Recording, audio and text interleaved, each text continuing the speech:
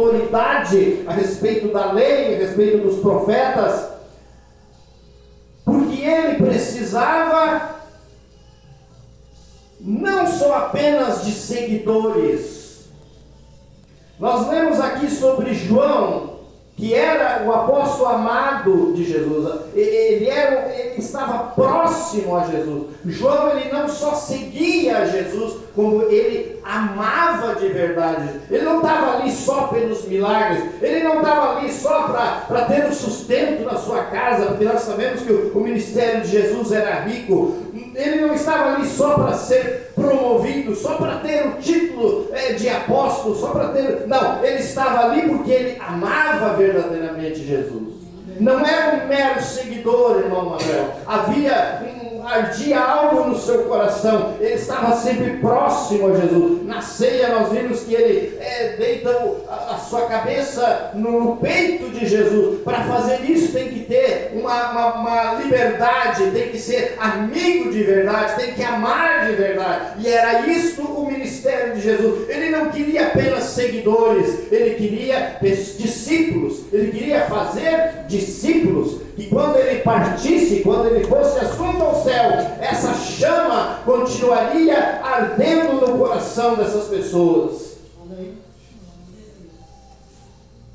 E essa história, esse processo de salvação, ele não começa simplesmente ali, quando Jesus nasce, né? E aos seus 33 anos, ele então é morto na cruz, e ele teve ali os seus 3 anos e meio de ministério. Isso vem desde o início. Deus, ele já vem preparando as coisas e as profecias apontando para o seu ministério. A Bíblia diz, em Isaías, se não me falha a memória, diz que João prepararia o caminho, né?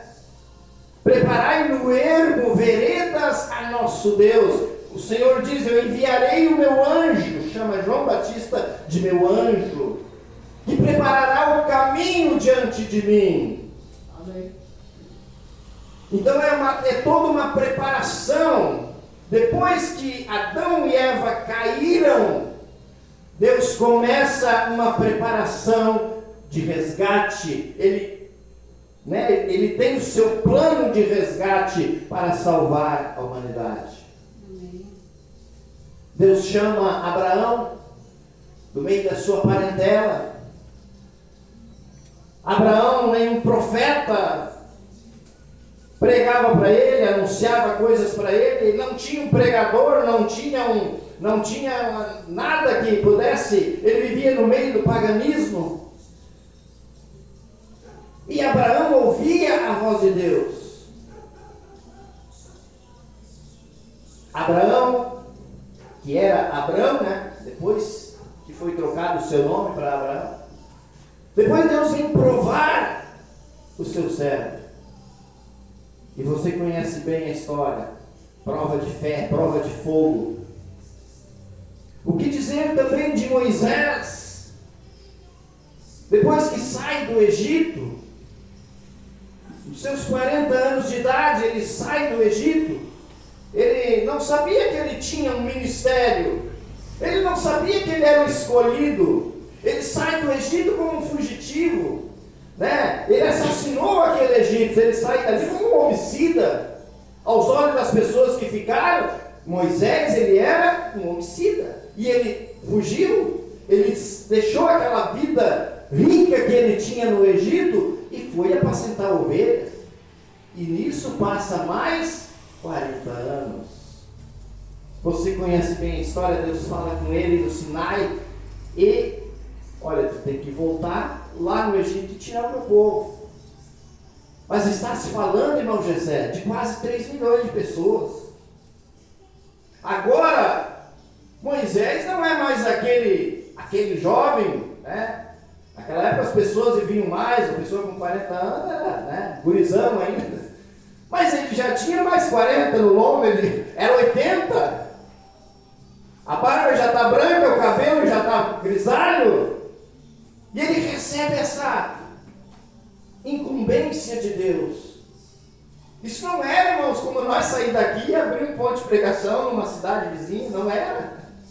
Não era como nós lá em Morro Alto, daqui uma semana, vamos lá, vamos estar tudo reunido lá e tentando resgatar uma alma aqui, outra lá. Não, irmão. Está se falando de uma nação. Está se falando de voltar lá e falar com o rei da nação. Está se falando em mexer na estrutura financeira da nação. Que quase 3 milhões de pessoas colocando mão de obra de graça. Olha a proposta, irmão José. E lá vai Moisés. Ele não quis ir, né? Não queria ir de jeito nenhum. Mas quem sou eu? Como é que eu vou chegar lá com uma proposta dessa? Em outras palavras, né? Eu sou grosso de lá, botou tudo que era desculpa. Não dá, né? Que jeito manda outro, e tentou. E Deus fazendo milagre ali com o cajado dele, transformando em cobra, ele, né? Tira a sandália do teu pé, porque aqui é lugar santo. Quem sabe quando ele coloca ali, sente a virtude, a glória. Isso é Deus mesmo, mas eu não vou. Glória a Deus. Mas Deus tinha um plano, Deus tinha um projeto para tirar o seu povo do Egito. E Moisés fazia parte desse projeto. Agora, irmão Manuel, quando ele chega lá, aquelas pessoas que eram da média de idade dele, que estavam vivas ainda, se lembravam de Moisés. Como é que ele saiu de lá? Agora chega ele com uma proposta. Eu vim tirar vocês do Egito. Eu vim tirar vocês daqui. Como é que é? Vem me tirar daqui? Nos tirar daqui? Mas tu sabe quanta gente nós somos? É quase 3 milhões de pessoas. Eu imagino as primeiras reuniões, irmão. Ele não podia chegar lá e ir direto ao rei. Ele tinha que convencer o povo a sair com ele.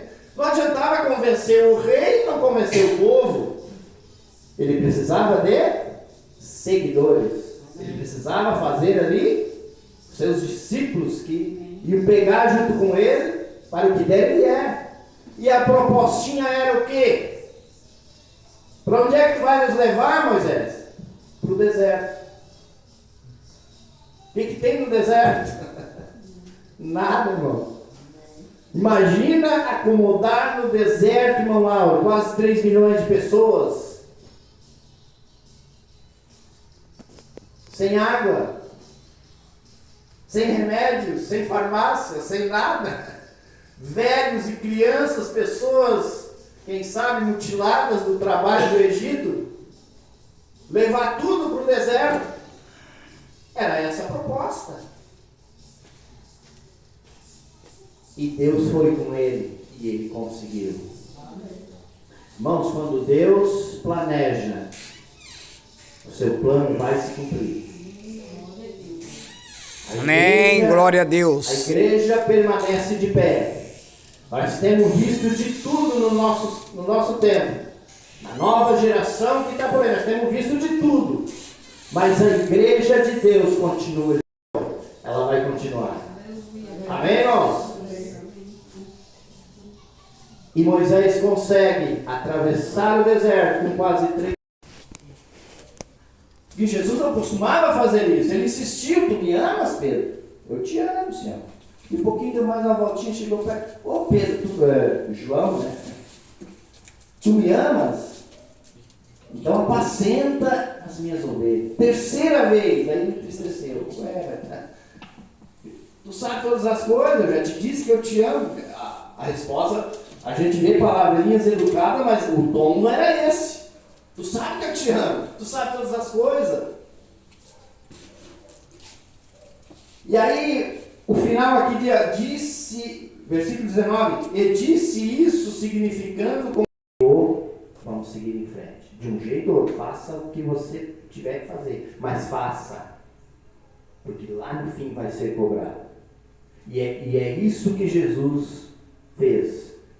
Ele não estava preparando apenas seguidores. Seguidores ele tinha muito. As multidões seguiram ele.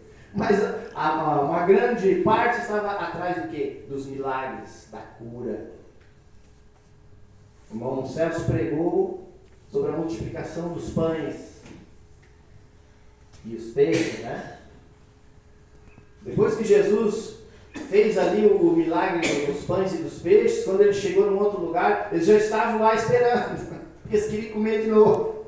Nitidamente Jesus respondeu, vocês vieram aqui por causa do milagre, por causa dos pães e dos peixes. Quer dizer, não eram discípulos, eram apenas seguidores, estavam apenas seguindo os milagres, estavam apenas seguindo, né, o sensacional, né, que Jesus. Imagina alguém colocar três pão, né, 5 pão e 2 peixinhos, né, dentro de um cesto, começa a tirar e não para mais. Imagina naquela época algo acontecer dessa forma. Isso moveu toda a região, ou seja, vinha gente de tudo que é lado. Olha, eu vou lá ver esse homem.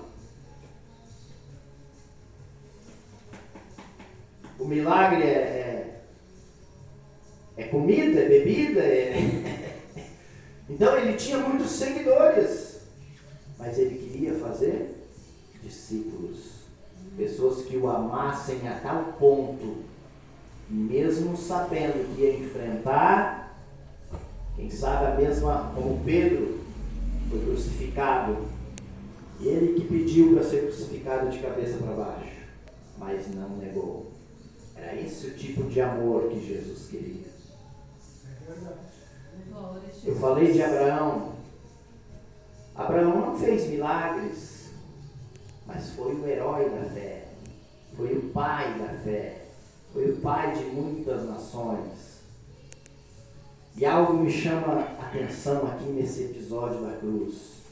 Deus prova Abraão e pede o seu único filho. E quando ele chega lá, ele coloca a lenha, faz o altar, coloca o menino amarrado em cima do altar. Imagina a obediência desse menino, né, irmãos? Imagina, ó, a hora que entendeu. Cadê o cordeiro, pai, do holocausto? Teve um momento que ele teve que dizer, ó, meu filho, o cordeiro é você. Dá as mãozinhas aqui.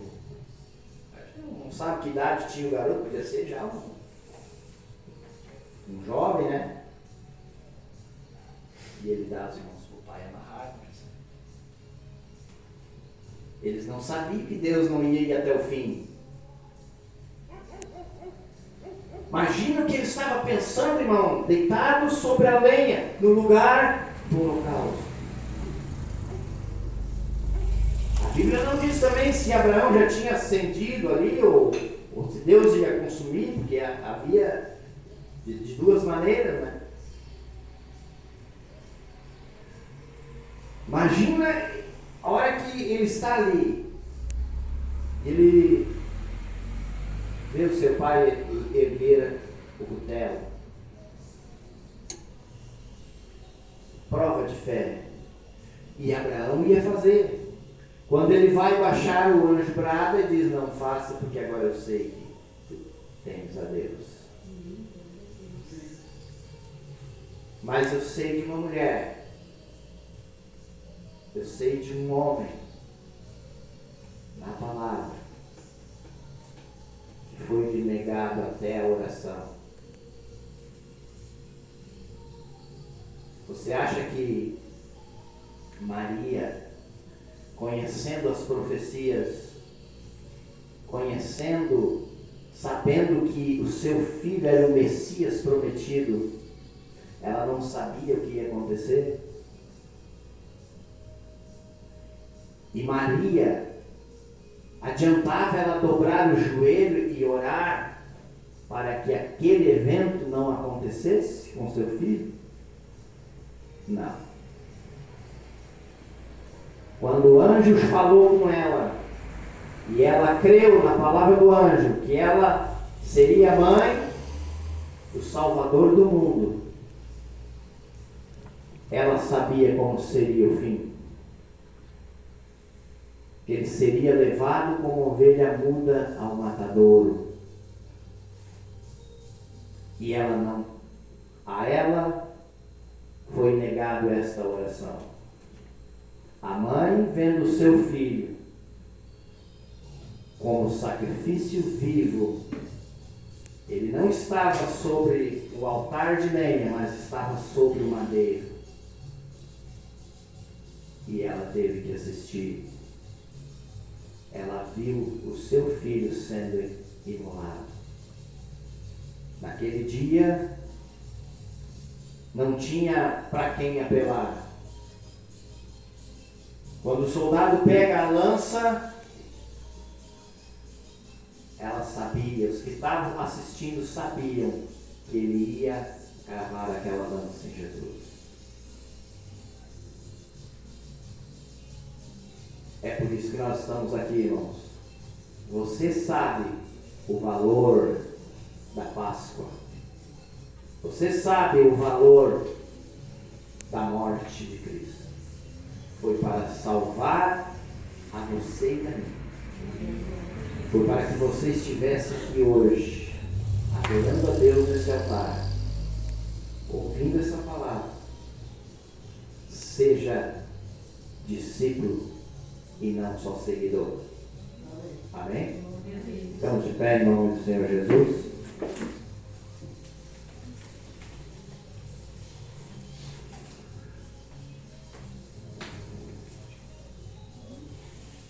Convido os irmãos a vir aqui na frente para nós orarmos a Deus.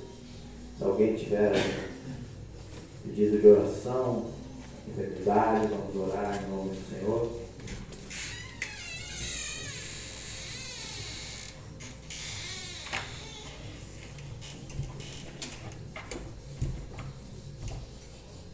Fique com esta fé no seu coração, irmãos.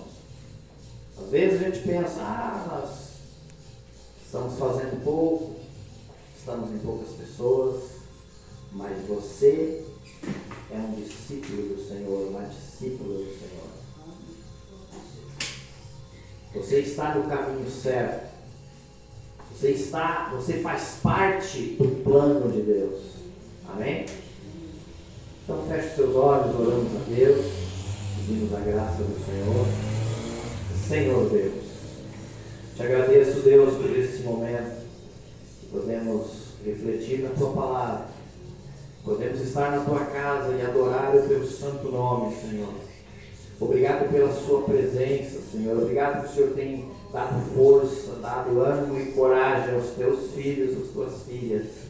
Deus de poder, estende as tuas mãos para curar agora, curar os enfermos, pessoas que estão enfermas aqui agora, Senhor. Cura em teu santo nome, nós determinamos agora, em nome de Jesus, a cura, meu Deus, quem sabe da alma, do espírito, ó Deus, a cura do corpo, aquela necessidade, Senhor, urgente, aquela resposta, meu Deus, que talvez está sendo esperada há muito tempo. Ó Deus, queira atender hoje esta oração. Ó Senhor da glória, estende as tuas mãos sobre a tua igreja. Da graça, protege, Senhor, e livra de todo mal. Nos despede na tua paz preciosa, Senhor. Nos conduz ao nosso lar, debaixo das tuas mãos poderosas. Em o teu santo e poderoso nome. Te agradecemos, ó Deus. Obrigado.